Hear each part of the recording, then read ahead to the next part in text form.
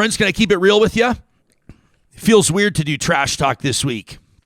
It feels weird to blow off steam and put on my monster truck voice and feign anger for the purposes of comedy and to read what you're all ticked off about. But there's one here that might allow us to just sort of blow off a little steam. We had one submission about policing. I'm not going to read that this week. We had a couple about politics. We can read that in weeks to come. They'll age well. But there's one here about affordable tuition and the cost of post-secondary. And sometimes it feels good to just turn the channel for a little bit. Sometimes it feels good to vent a little bit and to express ourselves. And so I'm going to go ahead with it, with your permission. It's a tradition every Friday, and it's presented by our friends at Local Environmental Services. It's a tradition we call Trash Talk. All right, this one's from Jocelyne, who writes in as the frustrated parent of an adult student. She says, Nate, right here in Edmonton, in its infinite wisdom, has decided to transition to a BYOD. That's a Bring Your Own Digital for their digital marketing and IT program. It's one of the most technology-centric programs, but you got to bring your own digital. She says tuition fees are going up by, again, approximately 6% this fall. Computers being pulled from the classroom. Students are going to have to invest $2,000, $3,000 for the minimum allowable specs laptop, plus licensing fees for all the software.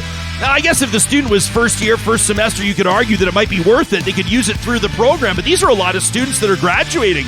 They're heading into their final semester. They may not even be able to afford to wrap up their time in the program. Last semester, the students required to enter into a work experience program called Capstone. They go work for an organization for 4 months, 5 days a week, 8 hours a day for no pay.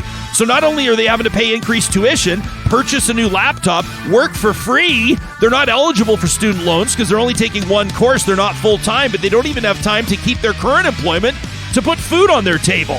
Says, and don't even get me into lack of internet access in the HP building where this program is instructed. They've got a hard time keeping up with bandwidth demand. What is going on? Wonders Jocelyne. How on earth does Nate believe that this is positive for this program? In the School of Business, where programs consist of Excel, Word, Office, accounting programs, I get it.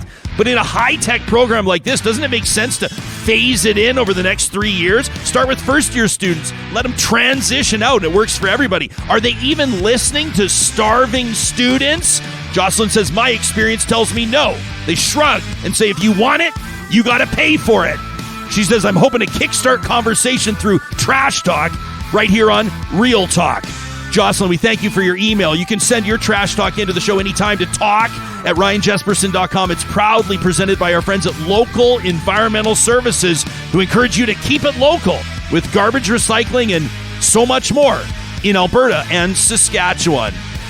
John and I are going to take some time off to be with our families over this next week. Real Talk will be back the Monday after, and you can, of course, keep it locked to our social media channels, in particular our Twitter at RealTalkRJ, for updates on the show. We encourage you to send us your thoughts, including the very serious, heartfelt ones. This is a community hurting. We're part of that community, and we're proud to be here with you as we navigate these difficult circumstances. From our families to yours, much love, and thank you for making this episode of Real Talk part of your Friday.